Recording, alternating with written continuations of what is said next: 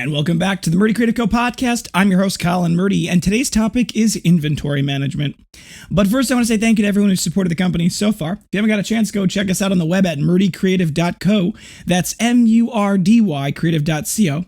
Or you can check us out on Facebook and Instagram by searching at murdycreative.co to see the best of our product shots. Follow us to keep up to date with our daily photos and be the first one to know about new product launches. You can also use the subscribe button at the bottom of our website to be included in all of our new product announcements.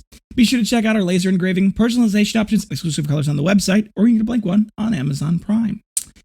All right, so I know that today's topic is a real barn burner, and I'm sure it's going to be a very attractive one for all of you people who are big fans of the podcast. And you're like, no, get back to the part that things are going wrong. But this is actually part of the core of this podcast, is to talk about the things that are a problem for our little company and how we're solving them. And actually, this topic it's not that, it's interesting. It's got a lot of background to it, and there's pieces of history that really make it meaningful and important. And we have a little bit of a unique problem with our inventory that I think would be interesting. But, on its face, you're like, oh, inventory management. And that was actually my attitude in college when I was in my master's class for, Operations and Production Management, which is as interesting as you think it is. No, it's actually a really interesting course because it was taught by a very brilliant former GE exec, one of the people that was really integrated in their system. And GE is, you want to talk about a company that's got a massive, massive portfolio that needs to keep things organized.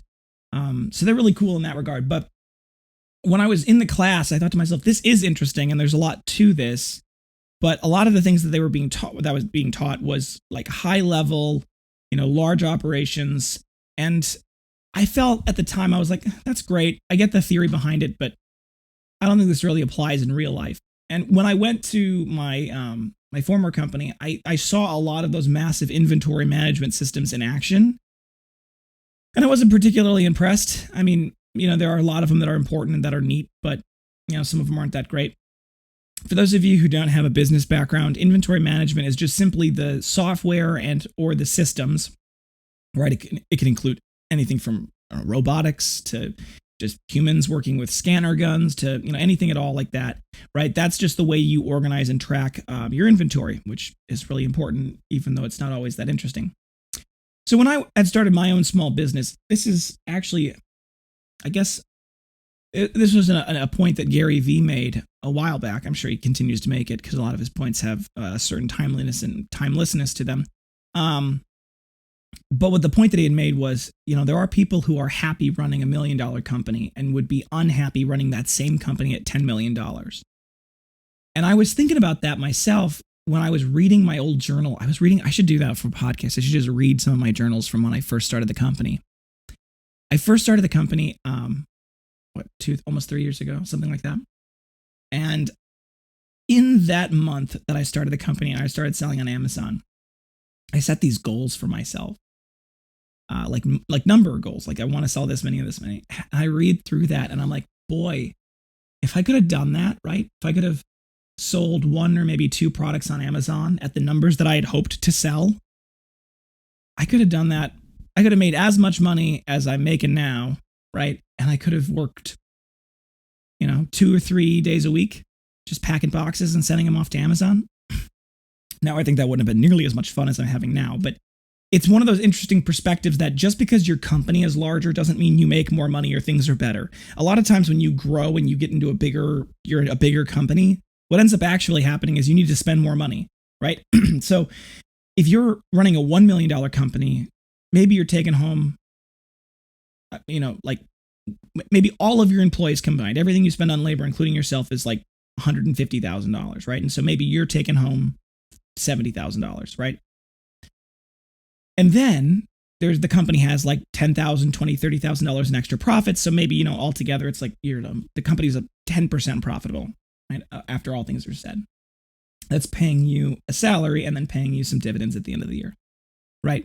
That's $1 million company. But let's say you double the size of that and you're doing a $2 million company. Well, it's possible that all of the extra profit, right? You'd say, okay, well, now you're making $200,000, right? But it's possible that extra $100,000 in reality is going to more labor, better systems, larger facilities, more shipping costs. It's like, it doesn't necessarily get cheaper as you get larger. That's the kind of the common fallacy. There is a point when that comes into play, but there's something to be said about being small and lean and well organized and well run and just making it go, right? Like there's something to be said. So one of the problems that we ran into, well, our first Christmas, but especially our last Christmas, was we don't have any inventory management system. It's all done old school, manual accounting. We have, over the course of the last 18 months, implemented some changes to our process. We organized our workshop to be more clear about where things are stored and to have a much better flow. We started using order tickets, which was a huge step forward. And in hindsight, it's like something we should have been doing from the very beginning, where we print off the order as a ticket, and it literally, the ticket follows the process of the book or the binder or the folio from the beginning of its process when the raw materials are pulled all the way to when it's being packaged and shipped. And that way, every single person at every step of the process can look at what's in front of them and look at the ticket and say, do those things match, right? It's cut down on so many of our quality problems, and it's cut down on so much of our disorganization. So those are some simple things that we've started doing to make the process better. But one of the things that we've really struggled with is a technical digital way to track our inventory. Now, during Christmas, this really comes to bite us in the butt, and during the last sale, it really became a problem because what ends up happening is this. Normally, on a normal day-to-day basis, we'll be able to pull the raw materials we need for the orders that currently exist in our system that day, right? So we don't have a flood of orders that comes in such a way that it's happening so quick that we can't keep up, right? So during a normal day, we'll have a handful of orders or more come in, and as they come in, we'll have somebody pull the stock off the shelf.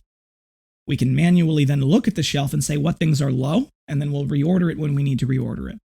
That's kind of the way we've been doing it. And that's a fine way to do it when things are slow. However, what ends up happening is during these busy times, we'll come in the next morning and there'll be, 100 orders that came in, right? During these busy seasons, 100 orders that came in from the time we left the workshop till the time. Well, it's possible that we ran out of something in the middle of the night and we didn't know it, and we didn't know to put it out of stock, because the problem on top of that is when we run out of stock of things, we have to manually go into the back end of the website and put each and everything related to that thing out of stock individually. Incredibly time consuming, it's very inefficient, and it ends up having the problem we recently had where there was 20 something people. I mean, that's, whether that's a lot or not is your perspective, but we had 20 something people we had to email during the last sale saying, hey, we're sorry you purchased this item. Unfortunately, by the time you purchased, we ran out of the color and we hadn't been able to update the system. These are the colors we have left and we can replace it. Otherwise, we can refund you. I'm so sorry. We had to do that, right? Creates a bad customer user experience. It creates a really bad problem for our team, which, poor Meryl, she's the one that has to do most of this. And she's been just dealing with the crazy pressure of you have to pull things off the shelf and you have to keep track of all of this inventory. And at this point now, it's not something as simple as all we have is slim cut espresso binders. We have a lot of different things, and a lot of them use similar components at different points. So that's been an issue. So we had to find a solution. Now, one of the big challenges with our company is we're actually a manufacturer, right? So what you buy from us isn't something that's prepackaged and sitting on a shelf. It's something that's in raw materials that we then craft and send out to you. And there could be 20 products in our store that use the same raw materials. Classic example, think of our pre-engraving, right? Our pre-engravings aren't made ahead of time. Sometimes with the really popular ones and during really busy seasons, we'll make a few of them ahead of time, but we don't normally make them ahead of time because there's not a lot of reason to. Otherwise, they just sit on the shelf. So what we do instead is we have specific raw materials that are designated for pre-engravings, normally because there's something about them that would make them better for pre-engravings rather than our standard stock or rather than our imperfects collection. So what we end up doing is we have that inventory ready to go, and then when orders are placed for a Da Vinci or a compass or whatever, we'll pull that from the shelf and we'll go engrave it and we'll package it all up and make it, right? Well, the problem is with that is you can have the same raw material be functionally used in 100 different products, and it's hard to tell which ones. So you can't have a standard SKU-based, or I should say, individualized SKU-based organization and inventory system, which is how most of them are built. Most of them are built the way that you say, okay, I have 15 of this box of things on the shelf, so I'm going to put 15 in my inventory system, and then when 15 sell on the website, it goes out of stock, right, automatically, right? And you just pull the boxes off the shelf. That's not how it works for us. So we've had to find an inventory management system that was able to basically track our raw materials after the product sold. Well, we contacted our website provider, Wix, and we're enterprise users with them, so they take good care of us, and they'd worked with us on a solution, and they finally proposed we were looking at doing like a custom built solution, but I don't like custom built solutions. They don't like custom built solutions. It's one of those things where it's great, but it's always expensive. It's always complicated, and it rarely worked quite right. So we ended up saying we're going to try to find a third-party system that can manage what we're trying to do. And they got us in contact with a company called Multi-Orders that's integrated with Wix. I was pumped. I was like, this is great. At first, I was a little hesitant because it didn't seem like they have a way to do it. But then after speaking with one of their developers and explaining what we wanted, I realized they have a couple of different tools, right? They have what they call, so in their inventory system, they separate their things called bundles and then simple inventory, which if you think about it, is a great way to do it. So for us, we have 75 to 100 simple inventory line items, right? That's 1/4 inch bolts, 1/4 inch screws, slim cut espresso leather, right? Like we have all of these different raw materials. And what we do is we then create bundles, which say, okay, for a slim cut espresso binder, it has 1 of the slim cut espresso leather. It has 3 of the 1/4 inch bolts. It has 3 of the 1/4 inch screws, and so on and so forth, right? It has all of the components in the bundle.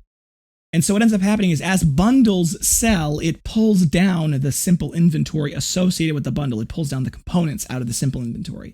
And then when one of the simple inventory items runs out, it puts everything that is tied to that simple inventory out of stock. Perfect. It's exactly what we need. Kind of a bit of a problem because we have a lot of things that we have to put in, and we have to make this transition to this new inventory system. But when we make the transition, hopefully the system will be smooth. It'll work well. We'll be able to have it so that it automatically puts things out of stock when you run out.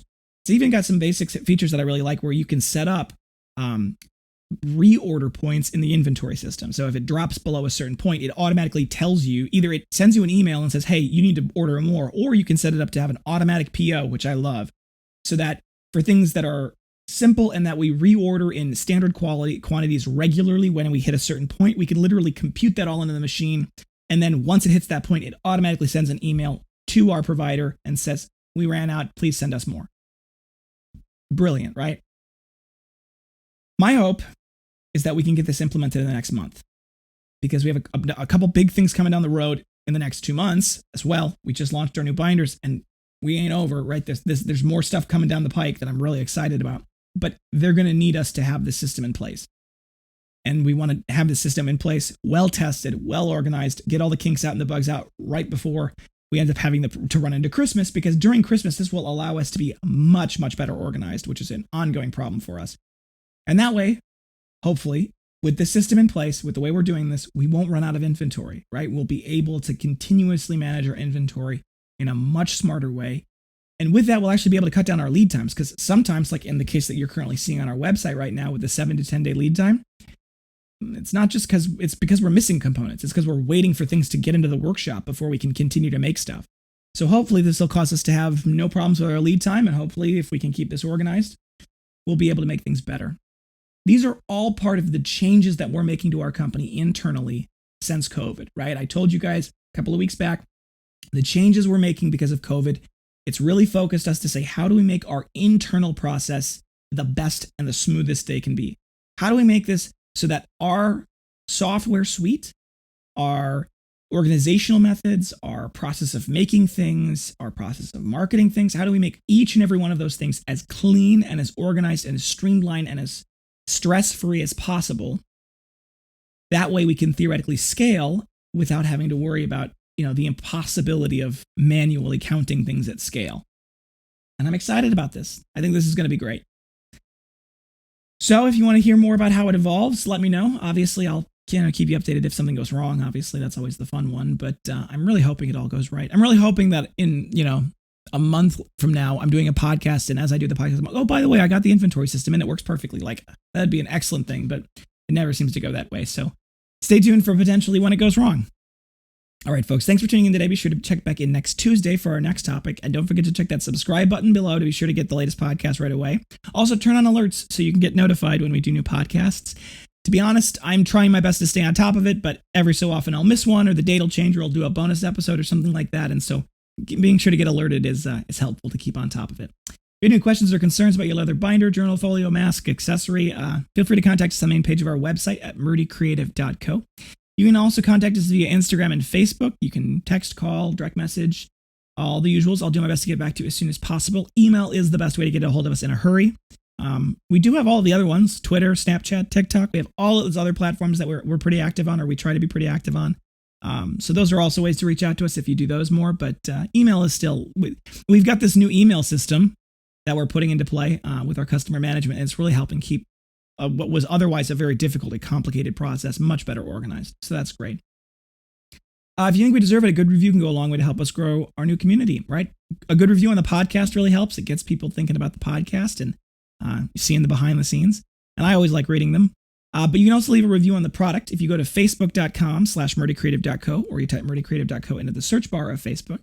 You can find our page. On our page, on the left-hand side, there's a reviews button. You click on that reviews button, and you can go and you can read, all of our 5-star reviews, which are incredible. But you can also go click, do you recommend the Murdy Creative Company? Click yes, and you can write your review. It does help. People do read them. We post them on the wall in our workshop. We let everyone know. Oftentimes, if you post a good review, we'll go find who made your order specifically, and sometimes they'll get a little something special, or we'll congratulate them publicly because we want to make sure to support the teams. And so those reviews really do mean a lot to us. Also, word of mouth is the best form of advertising. So tell your friends if you're interested in making a little money doing so. You can check out the referral program we have on our website. All you need to do is become a member, which you can just click login at the top to become a member. It's free. It takes 1 second to sign up. Once you get all logged in, you can then go to the rewards button in the bottom left-hand side of the website. You click on the rewards. There's a referrals link. If you click on the referrals link and you give that to a friend, they automatically get $5 off their first purchase, and you get $5 when they spend that $5. So it's a great way to, get a little bit of a reward for sharing it. And like I said, it's a great product, and being able to share it is fun. So I really appreciate all of you who have done that. It's really helped us grow.